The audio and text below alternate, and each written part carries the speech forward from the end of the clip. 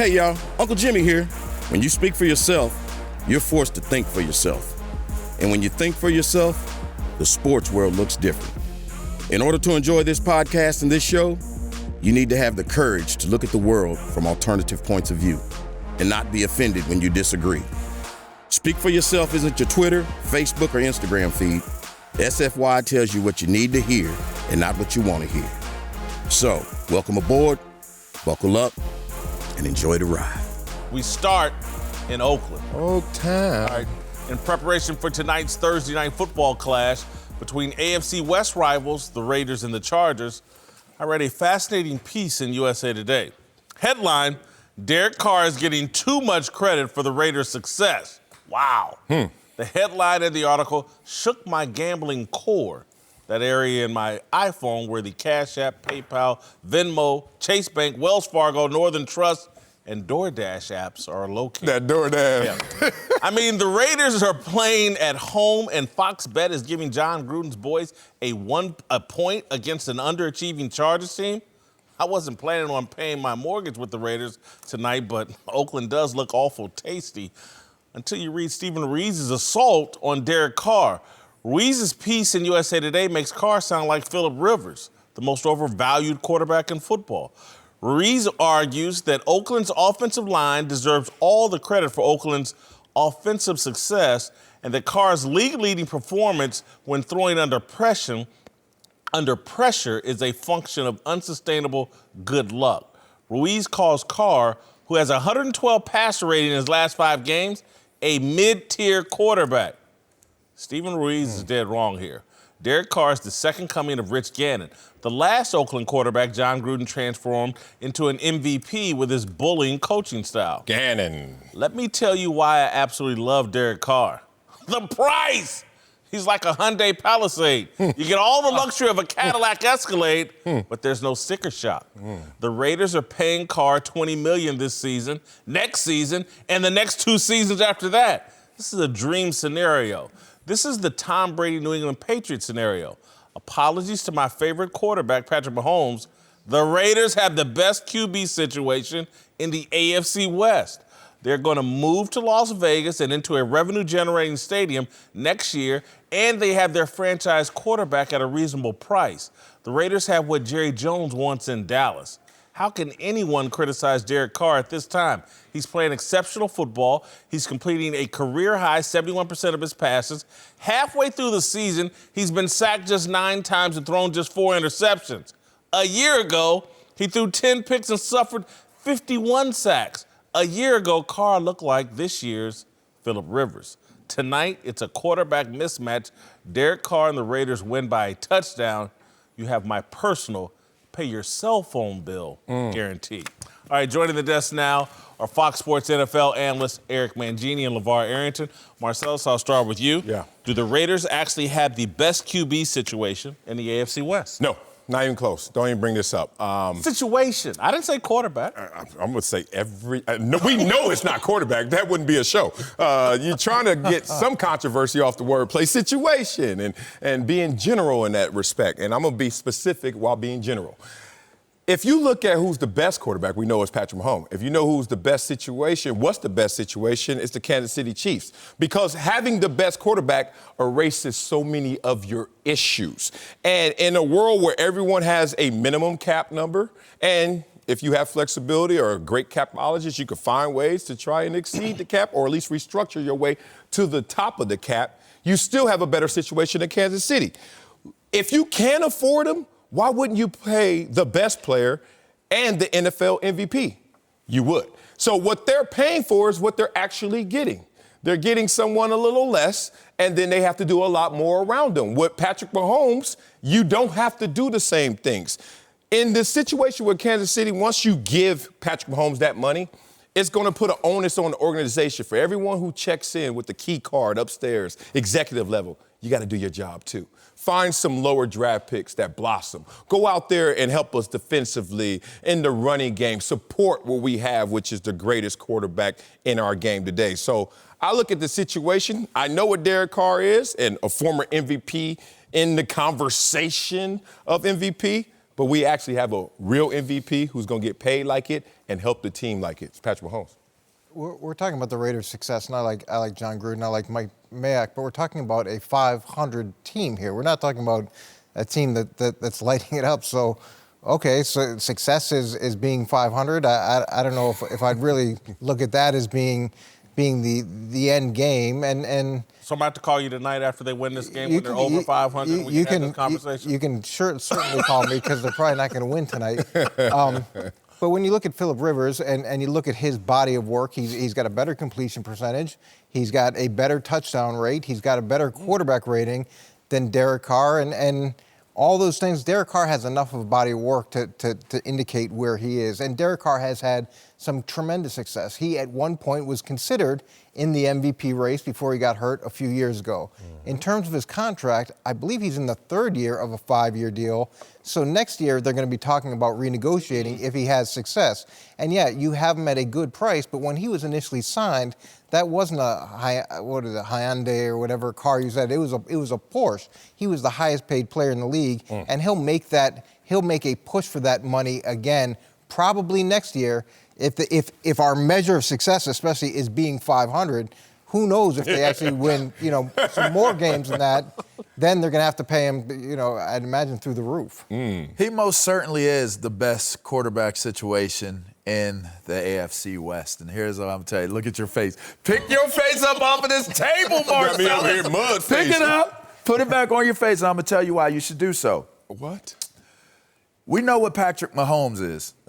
He's the future. He's the man, right? Now. He's a goblin. But your job is connected to Patrick Mahomes. Fail with Patrick Mahomes, get a new coaching staff. It's done for Andy Reid. Curtains. That's pressure, all right? You go, let's travel to San Diego. LA. Los Angeles. Don't Los do us like Angeles. that. Yeah. Sorry. Don't do us He like was that. LA through drafted. San Diego. He was drafted. What next you gonna say, London? He was drafted to the San Diego Chargers. His mama call him a San Diego Charger. I'm going to call him a San Diego Charger. You're going to have to replace him soon. So now you're tasked with trying to figure out what do you do to replace a Hall of Fame possible quarterback that has never won the big game, all right? So that's a situation. Then you go into Denver. Don't do it. They have to find a quarterback. You. Altogether. They still haven't found a quarterback. So then you look at this Las Vegas Raiders team.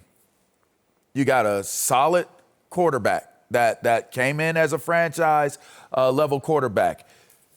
Your GM and your head coach inherited this player. So at the price tag that you have him at, it's under the market value of a franchise quarterback. You get to play it out and see if he's a franchise level quarterback that you should pay franchise dollars to, whether you have to renegotiate it or not. And if he fails, we got runway to get a different quarterback. If he succeeds, pay him. We're moving forward. I did it with Rich Gannon before. I'm doing it with Carr now. Of course they're in the best situation. You guys are welcome. And let me just add to that again. Some people, Cowherd ended his show talking about the Raiders' offensive line, which Stephen Ruiz gives all the credit to. They paid a lot of money for this offensive line, and it's performing at a high level. You can do that when a quarterback isn't eating up a large percentage of your cap. According to our research, I'm trusting Andy, our researcher, on this.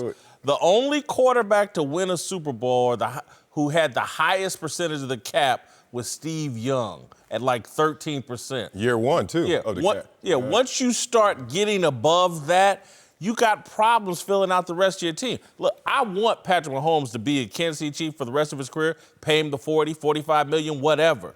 But it's going to make it harder to have the best offensive line around him and the other talent around him that it takes to be successful. I think the Raiders have 3 more years with, if not 4 more years, with Derek Carr under contract. I think they're in great shape. Aren't they 1-2 in the last 3 games? Didn't it come down to a pass deflected in the end zone this past? They're 1-2 in the last 3 games, and maybe I'm missing something on this. And I do think they're going through a rebuild, and I appreciate all those things. But if they have a very good quarterback, or the quarterback that we're saying is a franchise quarterback, you would think that rebuild would be happening more rapidly than it is, because you've got an offensive-minded head coach. You've got a guy that you're earmarking as a franchise quarterback. They're in the playoff hunt right now, Eric. Okay, every team at 4-4, I guess, is in the playoff hunt. But they took a chance on bringing Antonio Brown in. They lost Burfict, who they were building their defense around. They lost AB. This is going well. But now you act like they lost him to an injury. That does look like a rapid chase to become a Super Bowl contending team when you bring in guys like Burfict and Antonio Brown. That's like saying win now, even though we've never won. Let's forecast. That's great. Yeah. Great assumptions. But let's look at record. And the reason I love record is because it's reliable. You can't change it. This guy has lost, my man, has lost 5 of his 6 seasons. I'm including this year because he's not a winner yet. So you can say this tonight, one. We'll talk tonight. He's on his 4th head coach. 4th head coach in a 6-year career? Now you say if you don't win with Patrick Mahomes, you're out of there. I don't believe that to be the case, but I do know you're out of there if you have a quarterback who can't win. And Derek Carr can't win. He's won 1 year, 12-3, and he still has a losing starting record. You take away that 1 year, 24-47. You give him that 1 year, 36-50. You know what gets your coach fired? Those kind of numbers. You're throwing that argument point, no statistics out to a top draft pick that had more head coaches than years in the league at one point. Not at quarterback. I don't put that. You cannot put what you just said on the quarterback. You have to put that on how the functionality of the organization is. Come on, Marcel.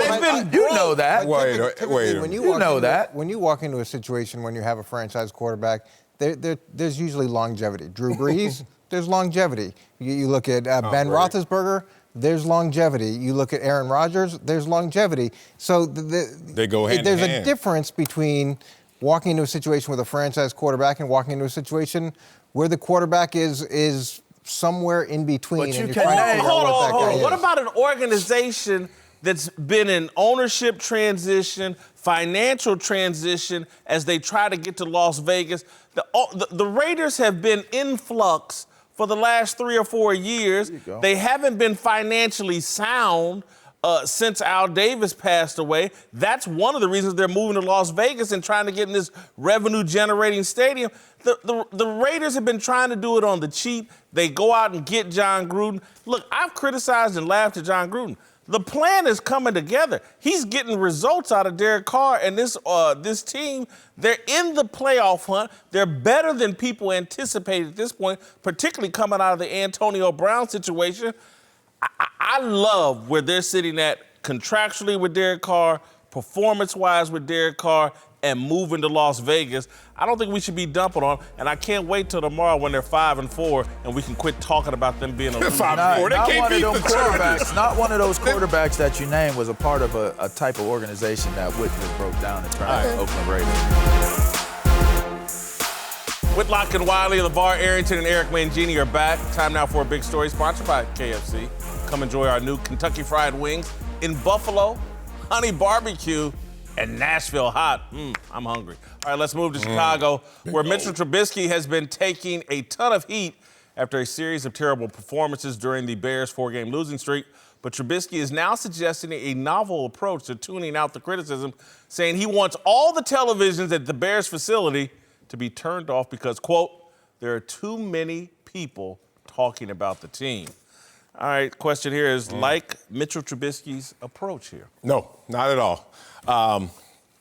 One, when you're underperforming, this is the last thing you want to map on to your personality, your persona, your mental attributes as an athlete, because you're in that locker room as a quarterback to lead those men on the field. And they're starting to look at you once they hear this like, I thought you weren't playing well because you weren't playing well. I didn't know that outside forces were having some influence or impact on how you're underperforming, which is discouraging. It would make me feel a certain way if I were his teammates. But this is also something that is really undermining which is one of the greatest attributes of all athletes, the ability to compartmentalize. When you have kickoff at 1 o'clock and 10 o'clock, you got to leave the house to go to the stadium and get there early by 11. And the mom wants more tickets, and the girlfriend is still complaining about something you guys were talking about the day before, and the kids are saying, Daddy, where you going? We'll see you later. And your uncles is driving up, still drinking from the night before. You forgot wife. Throw wife in there. Go ahead. Make your point. That's the first thing you said. I'm talking about when I was playing. Oh, he did. I wasn't married on purpose. Right. I knew what I was up to. So all that happens, and guess what? Still a moment of truth. Kickoff. I got to compartmentalize. So you're walking through a locker room and you're looking at our ugly faces that you actually dictate our content. You play well, we have nothing left to say, but you play well. You're getting influenced by the tail instead of the head of this dog. Man, I would look at him sideways. First of all, I'd want you at the stadium a little earlier than 11. No. You know me. Let's start there. The second thing is, if I would want my franchise quarterback to have enough juice to be able to get the TVs turned off in the building. Like, he should be able to just say, hey, I want the TVs off, and you'd think that they would respond to that. But all that being said, I appreciate what he's saying about distractions, and we talk about this all the time. There's three things that you fight every week. You fight division from within, you fight the media, and you fight the other team. Those are three things that you got to overcome each week. And the media is just more a function of the outside noise. It takes a lot of different forms. And to Marcellus's point, you can't worry about what everybody else thinks about you. That has nothing to do with what's going on in the building. That has nothing to do with the opponent that you're facing. And it's wasted time, it's wasted energy, and it's completely irrelevant to how you should perform and how you should be viewing the week and your ability and your opportunity. I find it hard to put a concrete judgment on whether I like it or not. To me, I'm interpreting this as him being an 11-3 quarterback as a player the year before, the success that he was able to have. This could be a very classic case of, if you put it in the proper context, him showing the leadership that this team may need. That may be one component of several different things that Trubisky is presenting and saying in order for not only himself, because I'm taking the assumption that he's not basing this off of himself, he's basing this off of them as a team. So it's what's being reported. What's the source? Where did this source come from that's saying he wants the TVs off? Was that a direct quote from him in an interview? Did somebody leak that out? Where are these things coming from? Because I think if that is a line item and things that Trubisky as a leader is presenting, then I like the approach. He said it on camera. He said it on camera. Yeah, Okay, said it on camera. All right. Look, I can't believe. No, I'm sorry. I can't believe there's any disagreement. This is great. How? Because communication has been devalued by technology. There's way too much outside noise. It's completely different than from when I certainly grew up and from when we all grew up, when there was one TV in a house, one phone line. Now there's just an overabundance. Everybody's got a TV in their room. Everybody's got a TV on their phone. Everybody's listening and that's where they to get their all the information. outside noise. And I have this dispute with my family constantly. Turn the damn TV off. If it's not sports or something real, don't pay attention to it because it's driving you crazy. If it's not sports, or if it's not sports or something I want to see on Netflix, I don't turn my TV on because I can't take the constant noise that everybody gets caught up in. It's just ridiculous. The conversations, the whole thing. I don't blame this dude for saying, as 53 men trying to come together and focus on something, we don't need to be even hearing what Jason Whitlock and Marcellus Wiley. First of all, you know they are watching sports at the facility. So in your house, live sports. Let's say this.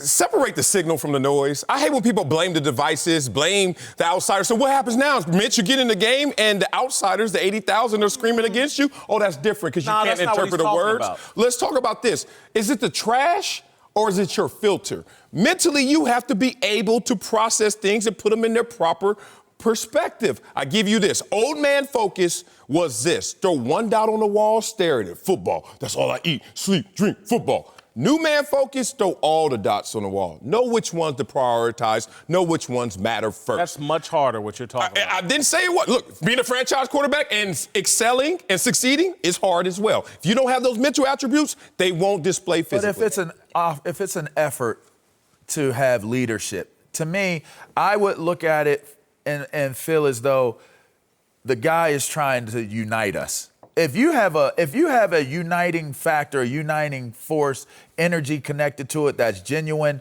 then you're going to respect it. Whether we like the idea of it, don't turn the TVs off or not, I still think that he's trying to start a conversation. And if you're starting a conversation, I'm not condemning the dude for being that type of leader. Look, whether it's phones or TVs or whatever it is, I think it's Betty Ford that said, no one can make you feel badly about yourself unless you let them. And if you're a successful person, that means you're out there taking chances. You're putting yourself out there. Yeah. And there's always going to be a group that's going to criticize the way that you do things, the way that you conduct yourself. And the people that have true grit are the ones that are able to block out that noise, no matter where it comes from, because it's going to keep coming. The more successful you are, the more noise. Thank you. And the only way that you're going to maintain success isn't by getting into some sort of sheltered environment. It's by facing the noise head on and being able to have enough self-confidence and resolve to say, I believe in who I am and what I do. But could there be a possibility that he's identifying a few that this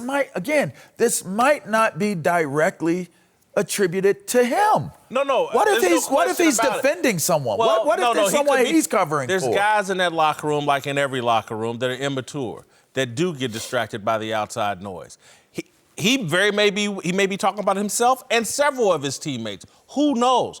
But for any human being in 2019 to say turn the TVs off, in terms of all the outside noise and second guessing of people, and because again, the whole political thing is what drives me crazy. I just can't take it. It's stupid conversation intended to drive people crazy, and it works. This guy's just trying to say, man, we're here trying to win football games. Some of us, maybe myself, maybe some of the others, we're too caught up in what others are saying about us. You have this conversation with young people all the time. Look, the great ones can compartmentalize, but football teams and athletic teams usually have a handful of great ones and a bunch of other people that are being dragged to greatness by the great ones. If you write down the right answer, there's nothing you could tell me to make me change my answer. So that means focusing on your work. Know what you have to do. Because when you start to let those outside forces become internalized, you're never going to have pure self-confidence. So I don't care what we say. We can say great things. It's not going to make you play greater. We can say bad things. Not going to make you play worse. So it's on you. Your filter needs to be corrected. Trigger the conversation. They could trigger the conversation. As a teammate. Starting tomorrow, join us as we salute the troops and celebrate Veterans Day here on Speak for Yourself.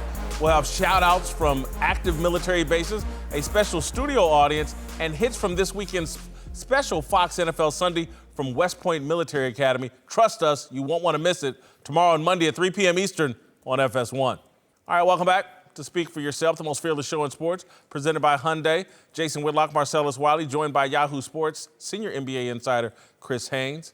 Let's talk load management. Clippers star Kawhi Leonard is facing growing criticism over his decision to continue managing the number of NBA regular season games he plays. Last night, Leonard skipped a marquee home matchup against the Milwaukee Bucks and their superstar forward, Giannis Antetokounmpo. You need a load medicine words. Medicine words. ESPN broadcaster Doris Burke said Leonard's decision to not play was ridiculous. Former NBA veteran Kendrick Perkins said that load management is getting out of hand and that the players need to hold up their end of the deal during last night's TV telecast. Mark Jackson expressed his displeasure with Leonard's decision. I don't like what Leonard is doing, but the blame for load management rests above Leonard's head. It starts at the commissioner's office. Adam Silver is the most celebrated commissioner in the history of sports. He's treated by the media as if he's a combination of Abraham Lincoln and Pete Rozelle for no justifiable reason. Oh, that's right. He fired Donald Sterling after 30 years. So I guess we'll be waiting 30 years for the NBA to take action on a problem that has been obvious for a decade. NBA players no longer have an interest in playing 82 games. They've been mailing in a dozen hangover performances for 2 or 3 decades, and in recent years, Spurs coach Greg Popovich made it fashionable to give veteran players rest. Kawhi's taking it to the next level. This is inevitable. The players make a gazillion dollars and want to do so for as long as possible. They want less wear and tear on their bodies. They're no different from NFL players who have basically used their leverage to outlaw football practice. If Adam Silver were as smart as his media groupies proclaimed, he'd be out ahead of this issue, and the league and the players' union would reach an accord on shortening the NBA season. I blame Adam Silver more than I do Kawhi Leonard. All right, Marcellus. Blame Adam Silver for the NBA's load management issue. You know I got a joke ready. You gonna try that one more time? Let me get that. Antetokounmpo. My dog! Redemption. Antetokounmpo. See? You ain't got to practiced all morning. Yeah, I know. Antetokounmpo. You ain't got to turn off the TV, Miss Trubisky. Just keep watching it. One, I don't have an issue at all with this. And I'm getting a little perturbed, disturbed by the fans who keep inserting themselves a little too high in the priority, in the pecking order, in the food chain, talking about we paid our hard-earned money to go to the game and he's not there. You know what is also true?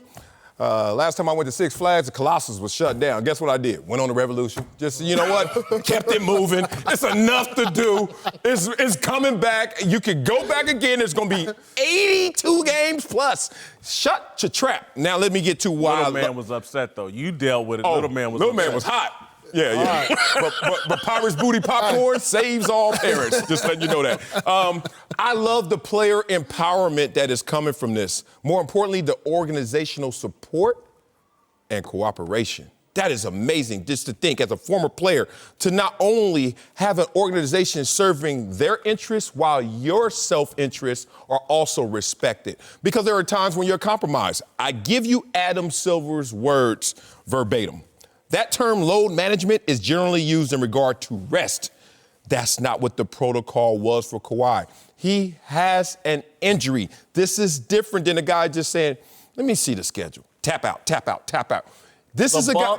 I'm giving you this. Kawhi Leonard has not played a back-to-back since April of 2017. For all you clout chasers, all you people want to make smoke, where you been for almost 3 years talking about this? It's building now because this team is the Clippers, supposed to win the championship. I am saying to you guys that if you have a player who is managing the marathon, the course, the terrain properly, and an organization supports him, and an NBA that supports him, where do you think your concerns truly land? Quiet and move on to the next game. That was a good point. That's exactly what I was going to say. Oh, damn. That's been a while since he played in the back-to-back. Man. And if that trend continued, which it did this week, I mean, obviously, look, you got an option of playing against Giannis or playing against Rodney Hood and Kent Bazemore tonight. I think that's self-explanatory right there. But I will say this, to stick with the question, I think Adam Silver is going to have to be the one who does something about this issue, but I think it's beyond him. It's bigger than him. He's going to have to be the one to resolve it. Earl Watson tweeted this a couple days ago. I don't know if you guys seen this. I did. That players are coming into the league with mileage based off of the rigorous AAU schedule. Right. And if you add on the top high school players, the ones who are McDonald's All-American caliber type players, on top of the AAU schedule, they go outside the country, play all these games throughout the summer. They're playing more games than their regular high school season. And so if you add all of that, they're not the regular 19-year-old players that we've accustomed to. Now, we want to say Michael Jordan, Patrick Ewing, they did it. Well, they didn't play as many games as they did during the course of a regular high school season than these players are playing now. Look at LaMelo. You can't tell me he's going to be a regular, fresh 19-year-old coming into the league. You know, he's been all over the place. So I think that is a big issue. That's the biggest issue, but it's going to be ultimately up to Adam Silver to fix it. Can we not agree they should shorten the season? That's what the actions are saying that. Every player is crying out for that. And shouldn't we agree if 15% of the games go away, they're going to have to give up 15% of the money? Down, that's a player conversation. I'm in their pockets. Me, I wouldn't make that deal. I would just load manage for my 82. And load management can take a lot of different versions and courses. Doc Rivers talks about this. I'm holding Patrick out of practice. I'm going to try and find ways to get him out of the games without load managing and violating the NBA's rules. There are times when you have a player who sees a back-to-back and has a lingering issue. You start to play that and prolong that. But let's not forget why Kawhi has become the poster child for this and how we got here and how the Spurs try to destroy his character when he actually was injured. And when he went back and they misdiagnosed him for a second time. And he said, the Spurs, the story franchise, is not going to respect this player. And then they started to employ Ginobili and who else did they employ? Tony Parker and David Robinson and all the alums to assault this man's character who has never said a word to anybody and certainly nothing of malice. And he realized in that moment, oh, I got to do for myself. Dolo on this one. And I respect Kawhi, even if he were violating the rules, which in this situation, he's not. Here's my problem with Adam Silver, though, and my problem with, because I don't think there's anybody looking out for American basketball. Earl Watson gets at a great point. And this is where I think basketball's been out of control for a long time. No one wants to step up and do what's right for college basketball and for high school basketball. The shoe companies summer basketball gets free reign to do whatever the hell they wanted to do. This is why I'm just saying, Adam Silver and the NBA are so focused on China that no one's doing the right things to protect the health of American basketball. And that's why you got 16, 17-year-old kids out here playing too many damn games, not protecting their long-term health. American basketball is not in great health. We keep looking, they're producing the stars, blah, blah, blah. This game is being neglected. The NBA would be better, I'm telling you, in America if the college game were better. But America's not the priority. China's the priority, and that's why American basketball continues to languish. College basketball becomes less and less important and more irrelevant, and we're allowing that to happen. I don't think that's good for American basketball. Eric Mangini's back. We're joined now by Fox NFL analyst TJ Houshmandzadeh. Time now for Darnell's question of the day. Darnell, take it away. Yes, sir. Let's talk about Antonio Brown.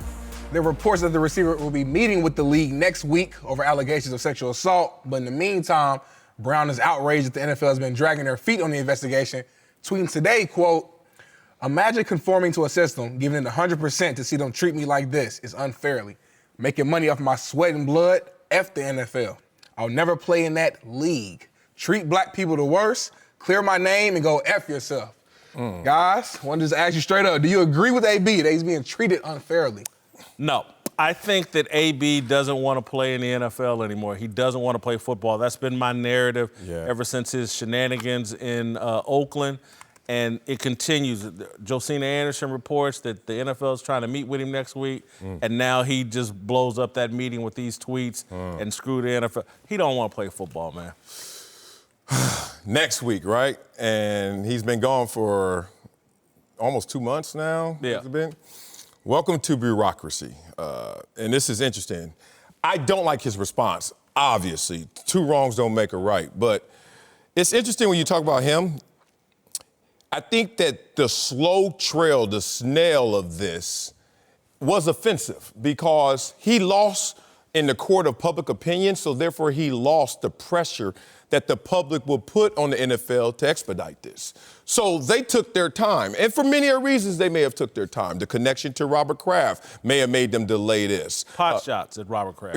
Exactly. All that, when you talk about disturbing and undermining human capital, relationships, people are not going to serve your interests in priority. So welcome to bureaucracy if you're AB. But I look at this situation and I say, he had a case, and his case was, even if I am guilty, even if you're going to penalize me, may I start that sentence now, not 2 months later to even go through the process to start that judgment. So he had a case, but this doesn't certainly help it. To answer the question, yeah, he's being treated unfairly. And by who? I'm going to get to it. It sucks that he's put these tweets out on social media because it's like, how can I say that after he does this? Right. And I'm agreeing with Marcellus. There's no clarity here. Has he been treated? Give him some clarity. Let him know what's going on. Let him know you're going to be suspended X amount of games for whatever reason. Interview him as soon as possible, like you've done in years past. They kept him on ice, so he has no idea. So when he puts this out, it's frustrating for him because, like Marcellus said, I've already sat out 8 games, some teams 9. Am I going to be suspended now? Or does the games that I sat out, does that count as my suspension? There was no clarity here. And so for him, yeah, he's being treated unfairly from that perspective.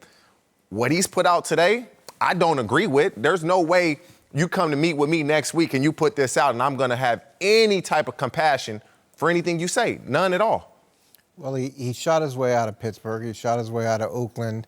He'd had a third opportunity in New England. He actually counts as dead money on all 3 of those teams' caps. So there's plenty of opportunities. And then throughout this whole process, he's made it as difficult as possible for people to want to facilitate closure. And I think Marcellus makes a very good point. When you're constantly attacking and creating additional problems for yourself, there's no motivation for anybody to speed things up, to make things any easier for you after you've made them so difficult for yourself and then trying to make it as difficult for everybody else. I don't think there's been anything unfair about this process. When you sign an NFL contract, there's very specific stipulations on how things work, and you're at the mercy of the commissioner for most things, and it's just the way it is. Look, this guy has been, they say it's a privilege to play in the NFL, and I agree with that. Yes. I think it's a privilege to work here at Fox, ESPN. We get paid well. I get paid $78,000 a year to do this show. I'm very pleased and appreciative of that. And it's a privilege to work here, and it was working. We sit around and talk about sports for nothing. Man. This guy gets to play a kid's game for millions of dollars. And you want to take pot shots at Robert Kraft when he came and got you up out of Oakland and gave you a chance to play with the 2 greatest guys that ever did it? And you take those and you expect them to be in a rush to get you back into their little private club of millionaires? I'm sorry. I don't think he's responsible. Again, the NFL is the hottest girl in town. If you want to date her, you don't take pot shots. But you basically just said they're treated him unfairly, but because of what he's done. No, he calls that. But it's if I still, talk poorly to you, of course, now, I'm going to cause you to treat me poorly. And I want to focus in on that because there are some parallels to our judicial system and how the NFL is trying to run their private judicial system. You have to. It's imperative to keep an objective lens in both situations. That means no matter how they come at you, how they attack you, you still have to respect the process. So personal feelings do not come into play in the process. Here's the case in point. When you get arrested or anything happens to you on the streets, you go in, you're innocent till found guilty. And here's the first out. Do you have bail money? If there is a bail. And if you don't have bail money, even though the presumption is you're innocent, you're sitting there. Now, as you're sitting there, isn't there a hope that we're going to expedite this? Because let's be real, I'm innocent until you prove that I'm guilty. AB is looking at all these situations, and he has several, and he's like, I can be guilty, but please expedite the process no matter how I personally made you feel in an objective situation and system. But that's where the NFL went wrong. In any system, in the judicial system as well, your case is heard in order of when it happens, and there may be other things. To a point. There may be other things that have come in front of them. And if you don't like the way the NFL is doing business, there's been a lot of people who have sued the NFL. There's been a lot of people who have used the legal system to try to facilitate the things that they want through the NFL, and he has every right to do that. Right. It's just to say that he's being treated unfairly when most of the problems are problems that he's brought upon himself. I think that's very hard for people to see. I don't disagree with it. He brought a lot of these I agree I don't fully. Just the way the process. 2 months? TJ. 2 months? I can't speak for Eric, but all of us have had families in the court system. If you see a family member, I don't know. I'm sure maybe he has. I ain't seen no but again, look, if you see a family member talking crazy to the judge, aren't you like, hey man, cut that out? Oh yeah, they putting time. Stop. Oh yeah. That's what he's doing. He's talking crazy to the judge. 100%. I agree. But I don't feel sorry. But the judge still has the onus and the sworn oath to be objective. Guard Not that. Roger. No, they don't. Well, Not, and that should be. But no, that's they shouldn't. They shouldn't. AB made a fool out of Roger Goodell's 32 balls. So then expedite the process and say you're guilty and you're banned from the league. I'm going to tell you what they've done. I guarantee you this. Y'all know, they just can't call AB. You know he's hard to get on the phone. You know it's hard to get him to cooperate. They can call Drew Rosenhaus. He can relay the message. Actually, I don't know that. I guarantee you they've reached out and tried, and then when they didn't get the kind of cooperation they wanted, to say, okay, AB, do you. Do you. But that's irresponsible. No, it's not. Yeah, that's irresponsible. Why is it irresponsible? Because your feelings are hurt. Because you're talking bad about me. You don't want your other employees doing this. No, that's why we hurry up and get this done. But in a lot of ways, you're also setting precedent, and it's like anything else. If you're going to act this way, we're going to respond this way. So then the next person that decides whether or not they want to do that, they got to take a step back and say, okay, how many players I have see you how it seen worked out do for this? him. How many players will do this?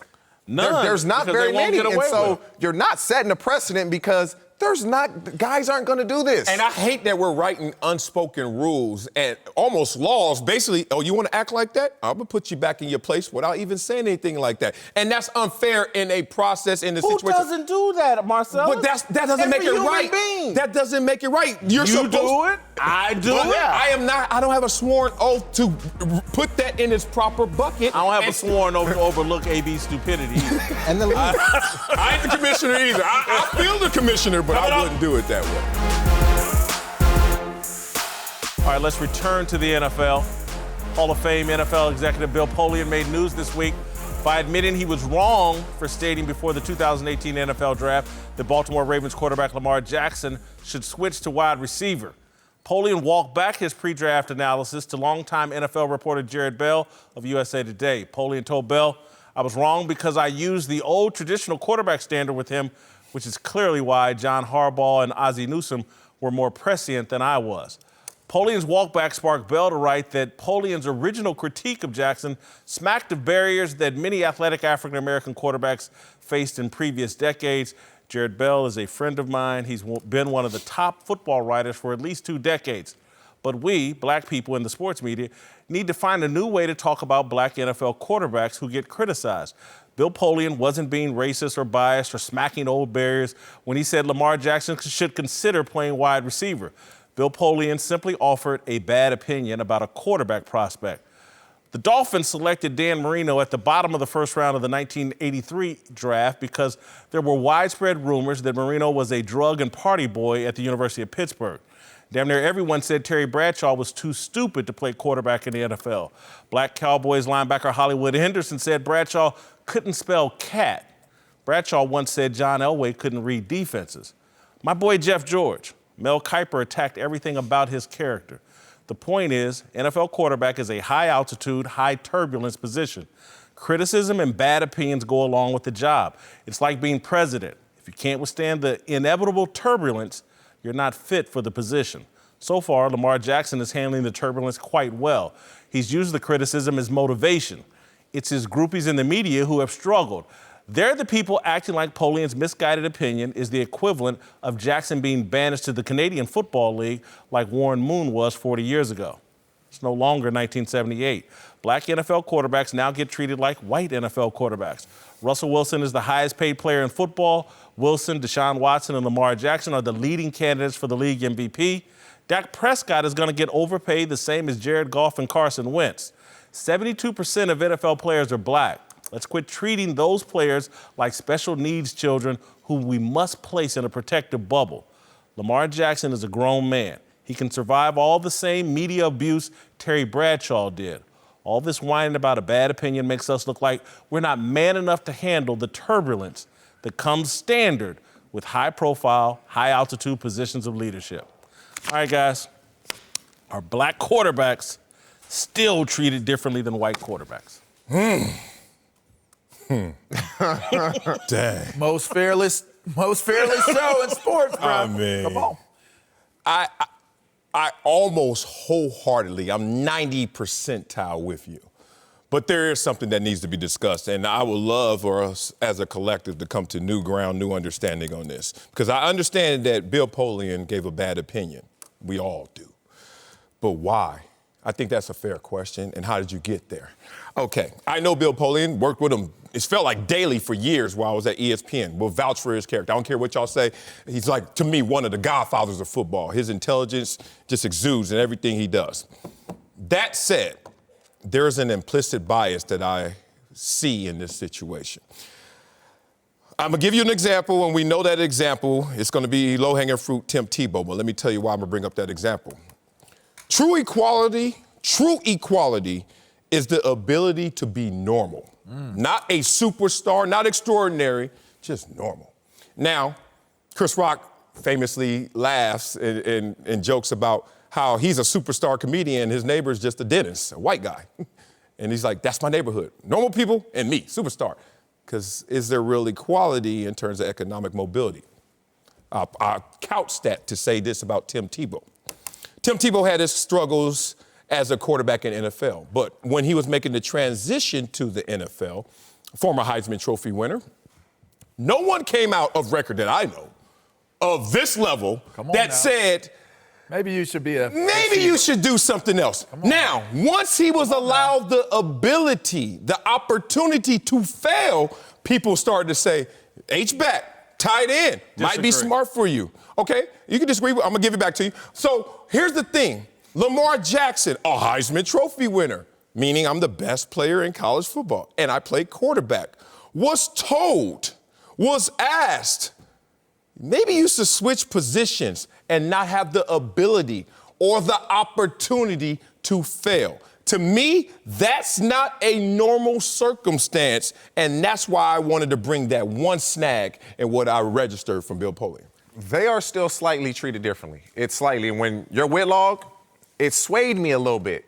But when you look at it and you delve into it, it was very recent. Mitchell Trubisky was drafted ahead of Deshaun Watson. And if you base it, Jamarcus Russell was drafted ahead of a lot of people. But that's far and few between. That's far and few between. Keely Smith, a black quarterback has to prove himself more. You said Dak Prescott's going to get overpaid. Probably. But he has to prove himself. He was drafted in the 4th round. He was underdrafted. Russell Wilson was underdrafted. Tom Brady. But Drew Brees. Drew Brees was a 2nd-round pick. That's underdrafted. He's going to the Hall of Fame. You look at it now. Lamar Jackson, it was almost disrespectful. You have to play where you can't throw the ball. Give him a chance. One guy said that. But this one guy, is what you said, people considering a godfather of football because of what he did with the Panthers, the Colts. I want to use Tebow just as the example. One. I'm going to use Tebow as the example. Say that clean. Say that clean. Tebow, there were a lot of people that thought he wasn't an NFL quarterback who said so instantly. Not to change his position. They said you're going to struggle. Everybody, I thought from the word go is H-back. But the difference between Tebow and Lamar is, and this is really about where the NFL has moved in that short time frame, is you've now had an NFL organization go, you know what? I'm going all in on Lamar Jackson's running skills and his abilities. No organization was ever willing to do that for Tim Tebow. The Denver Broncos never built an offense specifically for Tebow's skill sets. We've transitioned. You don't think John Fox, when they went on that playoff run? No, not like they're He was throwing the ball 10 times a game. I got it, but there was no run offense built around Tim Tebow. Football has moved. Baltimore has done something unique, and first time I think we've ever seen it in the NFL for any quarterback, just going all in on the guys. Baltimore did something unique because who was there in the position of power to make? John Harbaugh and Ozzie Newsome. Ozzie Newsome. Yes. Let's keep talking. Go Lamar. Yeah, let's hear this. Are black people in general societies treated differently now? Now, answer the question. Okay, hold on. Let me stop you there. All right. You do realize that athletes, professional athletes, are not treated the way the overwhelming majority of African Americans are. You do. So let's don't lump. You do realize. Let's don't lump my mama, my brother, and all these other people in with athletes. Athletes get treated differently. If the rest of the world operated like athletics, it looked more like the NBA and the NFL. So don't lump athletes in with everybody else. I don't know what he was doing. He ain't finished. Let's see. Okay, Go ahead. So here we go. And the answer is no. The answer after all of that is still no. Right. Football, sports in general, is a microcosm of the greater whole. So I am going to I'm not lumping them, I am categorizing. Sport is just another category that represents a microcosm of the total whole of the society and the culture that is Here's driven. where I disagree with you, LeVar. That's fine. Sports operates more effectively, more fairly with race than the rest of society. That's just a fact. Much of the progress we've made here in America can be directly attributed to our success in sports.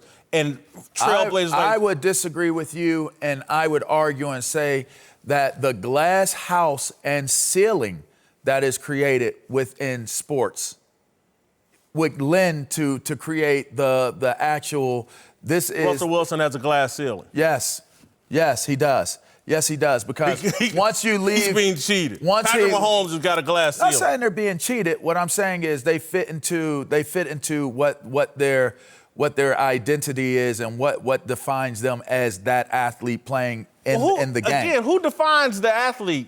The athlete or some other people? Bill Polian doesn't define Lamar Jackson, me, or anybody else, and that's why Lamar Jackson's out there balling. All right, you don't go as far as to say that they're doing the defining. What I'm saying is they're fitting into the microcosm of what our culture represents. So whether they make more money than the average human being in doing their profession, whether they get more airtime and being able to be on television, there's still a glass ceiling based upon what their racial background is. And that's just keeping it way 100 real. Again, Russell Wilson is probably going to win the MVP, is the highest paid football player in the NFL. What ceiling, where does he need to go to where you can say there is no glass ceiling? What does he need to do? We're saying are they twice treated, as high paid? We're saying are they He's treated past differently this now. Russell Wilson has gotten We're saying past are they that. treated differently than white quarterbacks? Well, let me say this.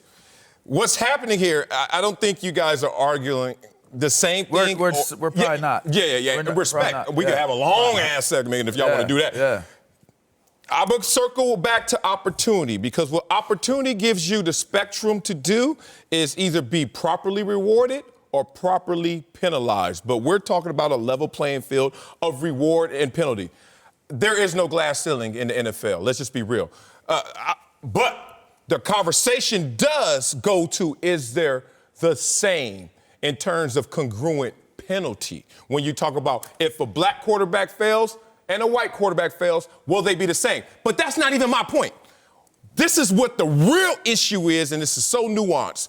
You can say that there is no greater penalty for a black quarterback, but here's what happens. When you have a criticism that will choke the opportunity away from the next, that's why it becomes few and far between. As Lamar Jackson is a double minority in the NFL. He's a black quarterback. Are there any black quarterbacks Let me in the finish this. NFL? He's a black quarterback, and he's a running quarterback, making him a running black quarterback. How many black quarterbacks coming into the NFL have not had running attached to their name? How many? How many black? How many black quarterbacks? Patrick Mahomes. No, a lot. I don't go there. No. A lot. Jacoby Brissett. Athleticism. Jacoby Brissett. Athleticism. Dwayne Haskins just went in the first round. Marcel, LeVar, we got to stick to facts. Yeah, I was going there, but go ahead, Marcel. I don't know where I'm at right now, but all I got to say is this. This is the real of it all. The only harm that comes from a guy like Bill Polian saying something like this, the only harm, and this is you maybe even reaching for it, is that it will influence the minds of someone else to not give the same opportunity. And so that's all I can grab from this. If I'm Terry Bradshaw watching this at home, and he was called every idiot in the world by white sports writers, a black player said he couldn't spell cat, again, if he can deal with it and handle it, Why can't we? We can. But it's not leaning. It's not leaning into the limitation of the stereotype. What you call Terry Bradshaw something like that, that's an anomaly at best. You say a running quarterback can't play the position, all of a sudden you're leaning. That's the point I'm trying to make. Everybody in a leadership, high-profile leadership position that's well paid. Man, there's so much turbulence and criticism. Oh, yeah, all day. Because there's jealousy and hate, and that's all this is. But his if you success, ascend to that position, quarterback, trust me, people are going to rip and criticize you. Your character, everything about you is going to be questioned. Yeah. That's what goes along with the position. And either we're man enough for it, or we're going to sit around and whine about it. But that's my a God, fair, they said this that's and a that. fair. It's a fair point. You're but right, but where it why? comes from, the how and The how and the why is all I wanted to bring up. We finished saying that. Yeah. Oh yeah. We coming back. Mustard on the beat. All right, welcome back to Whitlock and Wiley, or speak for yourself, Whitlock and Wiley. TJ Houshmandzadeh and LeVar Arrington are back. We thought about kicking LeVar off. Why you gonna go there? But let's move to Dallas, where the argument over Dak Prescott's value continues to rage. Now, one Cowboys insider, the Fort Worth Star's Clarence Hill, says Dak is actually the MVP of the team. He'll also call this year's Cowboys consistently inconsistent, and the same can be said about Dak Prescott. I'm skipping the rest of that and just say, if Dak is your MVP, don't do this. At 15 TDs and 8 interceptions, here you go. My God, you've had a disappointing season. I knew you were going to do that calculation. Man, look, it's not going as advertised. We all get it. Yeah. It's been a little rockier than expected, but they had a turbulent summer, and preparation is the separation. So you guys had your starting workhorse running back in Cabo. And I don't care what shape you're in, you're not in football shape unless you're playing football. We all know that. And Zeke didn't hit the ground running necessarily in his first few games. He's on a good little tear right now of recent note, but Dak Prescott. Your MVP, 15 TDs, 8 I like Dak Prescott. I like the fact that he is the consistent guy. He is the leader. He is the performer that they can bank on this year consistently. I've been an MVP on a 2-win team before. The Dolphins this year are going to have an MVP. I don't give a damn who you are. It doesn't matter by the record necessarily. Somebody's still out there getting it done, and Dak is getting it done. When you 5-3, how can things be a disappointment? How can your quarterback that you look at Dallas offensively? They're first in total offense, 5th in points per game. That's a success offensively. First. And when team MVP isn't one of the top 10 quarterbacks. He's one of the top 10 guys. Number one offense. Statistically, he's one of the top 5 quarterbacks. Hello. In your eyes, he's not one of the top 10. But what he does on the field. He's one of the top 5 quarterbacks. TJ, stop it. No, I didn't. Statistically, he is. Statistically. You don't think that, though. No. I think it would be largely considered a disappointment so far because of the inconsistency. And I think you're looking at a superior roster. A glass ceiling over your comments. Thank you. You should. You should. You should. You limited his opportunity. I'm limiting your opportunity. Well, it depends on where I choose to be at.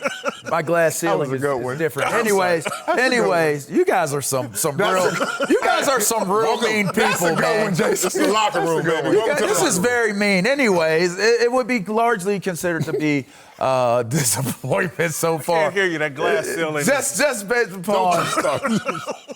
Man, I'm not giving my point, man.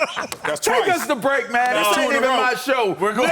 All that other Darnell, stuff. is there a Super 6 game tonight? Come on. Yes, sir, it is, man. Before the Chargers and Raiders kick off tonight, download the Fox Sports Super 6-7. Play for free for a chance to win Terry Bradshaw's 25 G's. Whitlock Marcellus has won our fans some money. One of the questions for tonight's game is, which team will win and by how many points? Yeah. Who you got? Your favorite quarterback situation. Let's hear it now. I love the Raiders tonight. They're going to win by 6 points. Look, they're getting a point. They're going to win by 6.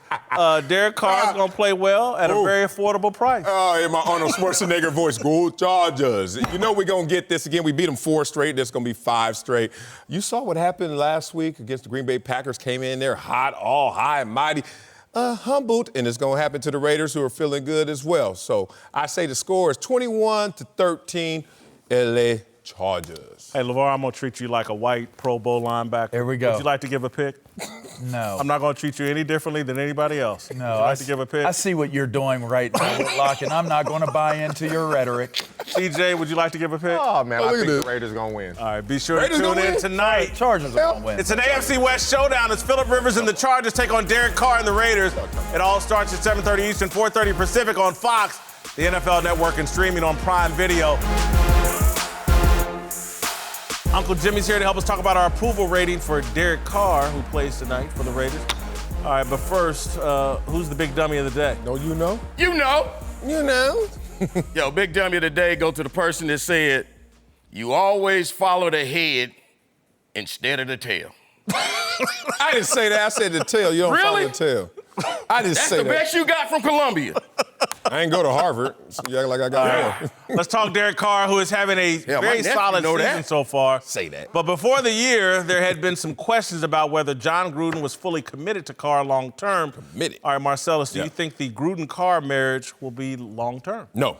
No. This is not a shot, but this is just of record. He's a losing quarterback, and I'm not marrying a loser. So 4 of his 5 seasons have been losing, and his 6th one is at 500. So no, he's going to obviously take them to Vegas. They're going to get all the branding, the marketing, and the reception that they want, and then they're going to look at this record for real and say, if you don't shape up, we're going to ship you out. That's how it goes. Yeah. Uncle Jimmy, I completely disagree.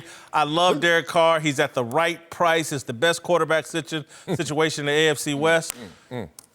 John Gruden or are you? Listen up, you Uncle Chucky? Listen here, my name. You can call me Uncle Chucky, but let me tell you, I'm one heck of a coach, man. I coach football. Okay, and just based on that alone, I'm gonna tell you all you guys one thing. You can bet your left butt cheek that Derek Carr's the real deal, man. You know why? Because he's a grinder, man. He grinds. And you know what that makes him? What? That makes him a grinder, man. Now, look here, Whitlock. I heard you talking about the Hyundai earlier. Let me tell you something. Those are some damn fine cars there, bud. Have you ever driven one? I have. Hey, even you can get into one of those things, man. They're huge. Hey, let me tell you something. I could see Uncle Jimmy driving one of those things. Hint, hint. Put me some nice 26s on those things. And you know what that'd make me? What? That'd make me a grinder, man. Am I right? Look here, I know all you guys thought I was crazy back at the beginning of the season. I told you guys. What did I say? Camille who? Amari what? And Antonio Brown? Hey, don't get me talking about that guy, man. Let me tell you, the guy burnt his feet, man. Hey, wait, let me tell you something. Until today, man, we really don't know how the hell that guy burnt his feet, okay? How the hell you burn your feet, man? Hey, I thought you people were supposed to be good at barbecuing. Knock on wood if you're with me. Hell no. Let me tell you something, man. What? Look here, man. You don't sign up to be a Raider, man, just to throw sand up a butterfly's ass. Knock if you're with me. Let me tell you something, man. You don't put on the silver and black, man, just to go play Jenga with a pack of wild kangaroos in a schoolyard, man. Knock if you're with me, man. Look here, man, just listen to me. Come tonight, when Phillip Rivers comes to cry us a river, man, we're not gonna drown in it, man. You know, there comes a time in life, man, where every bathtub needs to stand on its own belly. Okay, you know why? Because we're men, man. We grind. Men, man. We're a heck of a team. This is what we do, man. Listen up. Like it or love it, football, America, Raiders, Super Bowl. Hey, the ceiling's your roof, man. Knock if you're with me, man. All right, let's go. You need to tell that to LeVar. The ceiling's your roof. The ceiling's your roof. I've Wow. Derek Carr Come on. all the way up to all-star status. There you go. 21 job performance is my biggest move. 72 all-star for Derek Carr. Same. His biggest move was job performance, but look at us. How do we agree? First time in and history. You've been bad-mouthing Derek Carr. I mean, look, I'm just talking about his record. But this year, in this moment, he's playing well. He's playing above average, obviously. Not enough to justify all the indiscretions of before, but he's still all right. Still good. The internet agrees with us. Yeah, they look at also have him at all-star. All 3 of them. 59% of internet voters have him at all-star level. Yeah. All right, that's it for us. We'll be back tomorrow. Right,